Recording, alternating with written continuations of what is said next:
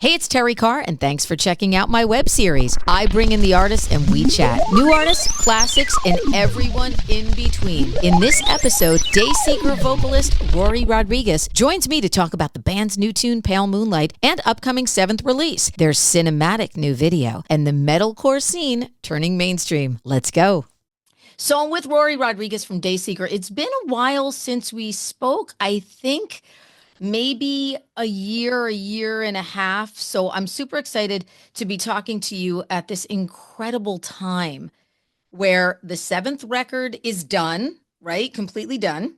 hmm So talk to me about dancing with the devil in the pale moonlight, because that's a line that sticks with me in pale moonlight. And I'm just like, I love, love, love this. It's just so rock and roll. It's so metal. It's so incredible. So what does that mean? And give me the concept behind this whole project. Yeah, the song Pale Moonlight is just kind of about vices in general, just things that you could hold on to. I guess it could relate to either, alcohol, sex, drugs, really anything in your life that you feel like you have kind of an addiction to. It's like your vice, but it's something that you know is toxic for you, but you can't help yourself from giving into it sometimes. So, and I always kind of liked dancing in the pale moonlight is sort of like this phrase of like it's like you're dancing and it's not it's very dark out and even the moonlight is kind of pale, so it's like you could fall, you could hurt yourself. It's kind of like it's dangerous and it's not good for you, but you can't help but do it. And I think that the devil kind of metaphor just kind of ties into, again, like just anything toxic that kind of entices you into to keep going back for it. But yeah, it's definitely a darker, kind of eerier sound on the entire record. So this felt like a good way to introduce fans to it. Hell yeah. What you just described is this. You've got I just had Sonny Sandoval from POD on, and I loved his book because he talked about the battle of, where the good is, but you always got the devil tapping on your shoulder. And that's Yeah. what it reminded me of. Well, what I also love is you nailed, I mean, this video is incredible. It's not a video. It's a mini film. I mean, it's just incredible. And you are an actor now. Like I'm watching this and I'm like, look at Rory. Like your face tells a story, obviously, Sure. because the Yeah. music, the music is telling the story and it's the perfect combination of both. But your face in the video also tells the story. Now, I've only interviewed you once or twice before, but you seem like a humble, quiet kind of guy. So to see your presence on the screen doing this whole like giant acting thing, what was that like for you? Because you looked so natural doing it. it was not natural at all. No? We No, we did this video with this guy Jensen Noen, who's he's like one of the best Yeah. video directors out there. He does Falling in Reverse and In this uh moment, yeah, Black Veil Brides, just phenomenal. He's the love. guy. Yeah, and he was amazing to work with. And it was like shooting a movie a lot of the time. Like they had a 50-person crew, and it was like we filmed the video 2 nights in a row from like 5 p.m. to 6 a.m.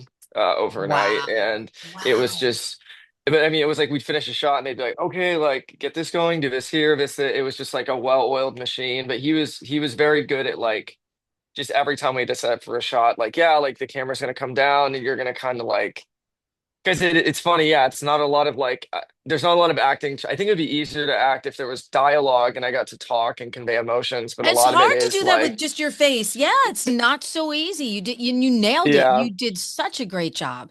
Oh, thanks. Yeah, it was. So we had this yeah, this lovely actress who she kind of embodied like this thing that I'm addicted to. And in the video, it's like every time I turn in this token and I go to this kind of like dreamlike world where she's there, and then every time I come back, I'm aged slightly, but like I keep going back because I'm so like intoxicated by this presence. And it was, yeah, it was really interesting because there was, yeah, I had to do a lot of like a lot of different acting with like, oh, I'm so into this girl, but then like I'm like, wow, I'm aging a lot, like I look horrible.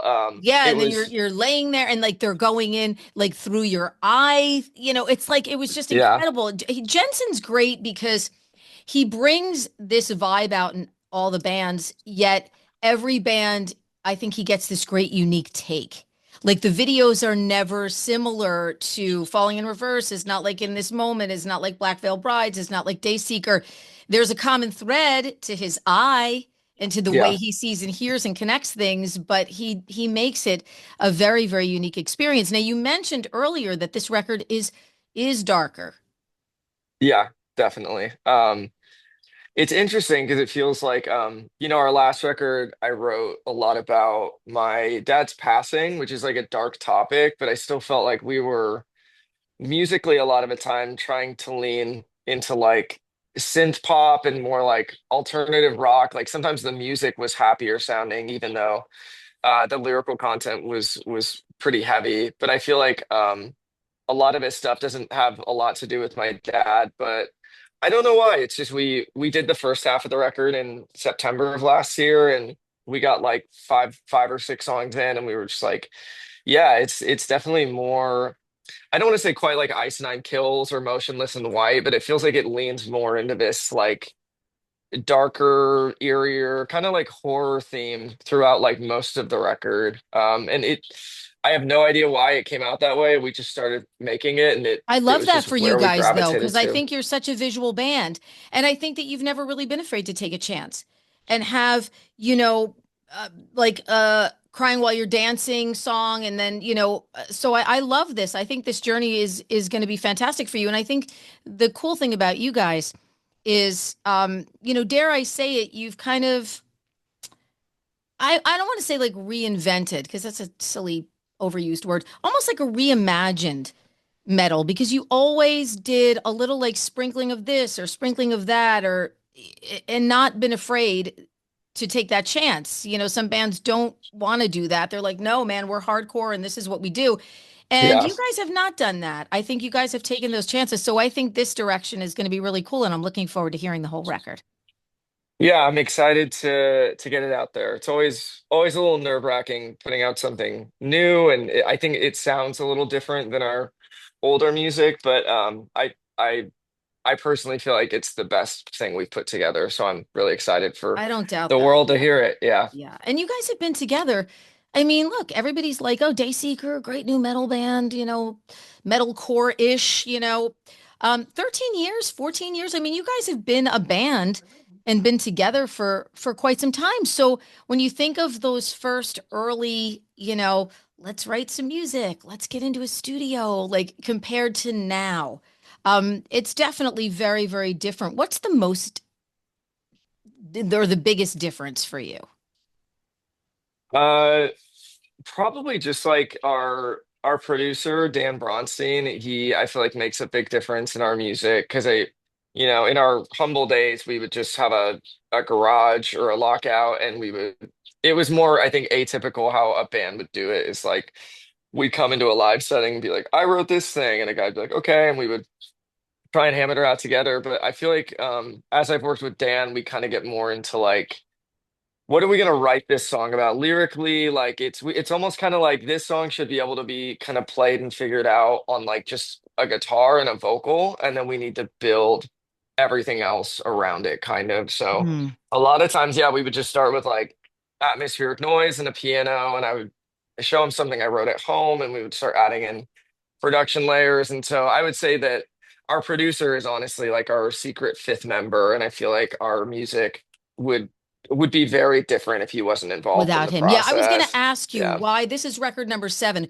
Why was this record? And I think this is a period of time for you guys too, where I think like the big breakout, this is coming. So that's why Dan was so important because, as you said, he's such a member of the Dayseeker experience, I guess.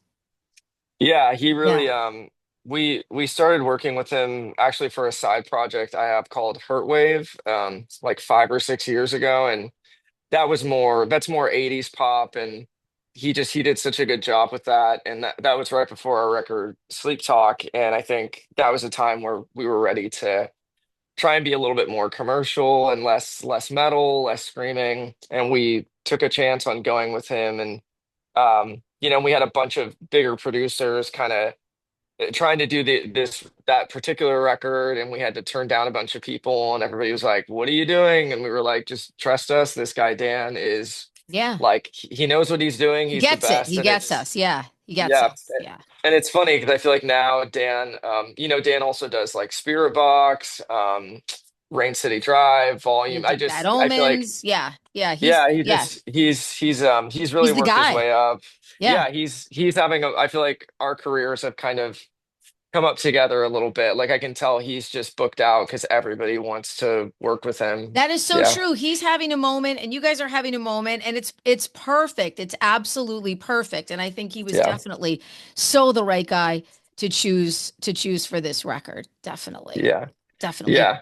So you guys are doing the big festival, a lot of big festivals coming. I think Rockville, Louder Than Life, and then I would imagine a touring schedule, for you. What is it like getting the band out there on those big giant festivals? Uh, it's intimidating sometimes, but I mean it's fun. You also imagine like it's like when you headline in a club, everybody's there to see you, and so the shows are so great. But I mean, I've found so many bands I've loved just from going to a festival, and you're just walking by at the right moment, and you're like, "Oh, I love that. What is that?" So Right. it does really feel like a cool experience to be able to grab a bunch of new fans just because they happen to be at the festival, even though they might not be there to see you. And we're excited, yeah, because it's our first time headlining at Rockville. We're playing Download Festival in the UK in June. That's going to be great. Amazing. I think we did so much headlining in like more club settings last year, and that was great. But I think we wanted to get back into the festival circuit for this year and kind of establish that we belong with some of these other massive bands like Bad Omens and Sleep Token and stuff like that. But it's great. We're super excited to play some of this new music live. Yeah, yeah. And you just mentioned those bands. So let's talk about this because this is a great time for heavy music. I've been doing this a really long time, and I love right now that rock music is, outstreaming genres like country and pop. And, so sometimes you get those people that are like, oh, who's listening? And people are still listening to rock. No, guys, I do this for a living where I'm taking the pulse of things all the time. And it's a great time, especially for heavier music. I'm almost thinking like metalcore as mainstream. It's wild. I was at the Spirit Box show here. I live very close to New York City. So they had a New York date and then a Jersey date, both completely sold out. So I was at the venue, that's 3 miles from my house because it's easy. It's easier to go to that venue. And um, just masterful to see what that show was like in that fan base of people that are everywhere from 9 years old to 55 years old. Like it's crazy when you look into that metal crowd. So metalcore is mainstream now. What are your feelings about that? I mean, I think it's a killer time to put out a new record. It's great. I do feel like bands like Bad Omens, Sleep Token, Spirit Box. Yeah, it's actually really funny because it felt like honestly when we were first starting, we were more metal dominant and had a lot more screaming and not as much singing. And it always felt kind of like, okay, like the atypical formula here is like you get popular enough to where you can nix all the screaming and all the metal stuff, and then you just turn into like a rock band and you only sing. And it felt like you had to do that to gain any like major notoriety. And it is interesting now realizing like it's like screaming is more mainstream now again. It And so is. I feel like Bring Me the Horizon kind of did that where it felt like they were leaning to go a lot more alt rock. And their new record has like a lot more screaming and heavy parts. And it was cool because for us, I feel like for a long time we were building in that direction of like, oh, we should probably stop screaming as much and try and be more marketable. And then I feel like in seeing the success other our peers have had in doing music like that on the record we just finished, I scream on like 6 or 7 of the tracks, and it's probably I don't know, it just feels more like it's safer to be metal or rock, and like people really love it because They love it. Absolutely. I think as long as you blend like the genres appropriately, like people are interested because I just think they don't want to hear something typical that they've heard, for the last 20 years. And thankfully, people are like really receptive to us having, it's like a pop song and then we just go into a crazy riff in the bridge. And I think it's a fresh take because I think it always used to be like you're either one or the other. Like you don't mix the two together. Absolutely. And you see bands that are doing it, whether it's an I Prevail or a Beartooth. And, you've got these great tours going out. We've got the Summer of Loud tour, coming here, and people are super excited about it. And I hear from people of all ages that cannot wait to get out and see I Prevail and Beartooth and Killswitch. And everybody's like just super psyched about these metal shows, which makes me as a metal fan like really, really, really super happy. And I think you guys are very song driven. So I think that that's also a help. You can take your songs, you can break them down acoustically, as you have done in the past, and or get out there and just give that big giant metal performance like we see on Pale Moonlight. And I think that's a very important part of the equation as well. Yeah, yeah. It's just kind of the beginning. This is the first sprinkling of new music, and I know we're gonna announce the album, I think, in a couple months, and Woo. that'll kind of start the rollout from there. And yeah, we have a ton of shows planned for this year. We have a few tours we haven't announced yet, but Oh, nice. it'll be a good time to start rolling all this kind of stuff out when the time's appropriate. And you know what makes me happy too? So I watched the Pale Moonlight video. I was lucky enough that I got to get the little like preview link a couple weeks ago, and I was like, oh my God, this is incredible. And the first thing I thought, not a cheap video to make. No, it But I was love that. I love that people are investing in bands. That is so important and it's so overlooked sometimes. People just think we're just going to throw you out there and blah, blah, blah. I love that there was an investment made in getting this video done. It's incredible. I can't wait for everybody to, see it. You got to check it out. And so I love that. I love that there was an investment made in Dayseeker.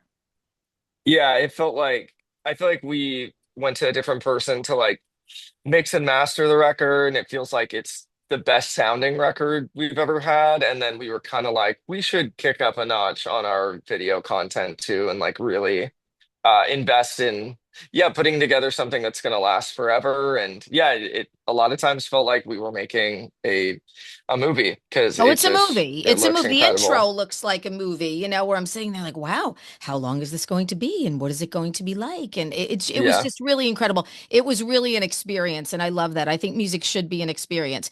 It should be for the ears. And then if you're watching something, the ears and the eyes should mesh, they should be having some kind of intense love affair. And I definitely see that on Pale Moonlight. So good. of course, of course. Yeah. I appreciate that. Yeah, thank you so much. I'm happy. I'm happy you liked it. I Honestly, loved yeah. it. I Mhm. absolutely, I loved it. Rory, it's always nice to catch up with you and just spend some time and find out what's going on in the day seeker world. I feel like you're definitely somebody who keeps us, in tune with everything that's happening metal wise and new metal wise. And I thank you so much for taking some time and congratulations. Super psyched for a new record. I know we're going to get a New York tour date. Psyched for that. And Pale Moonlight is, it's genius, man. It's so good. Thank you. I'm excited for the world to hear it, and I appreciate you having me on always.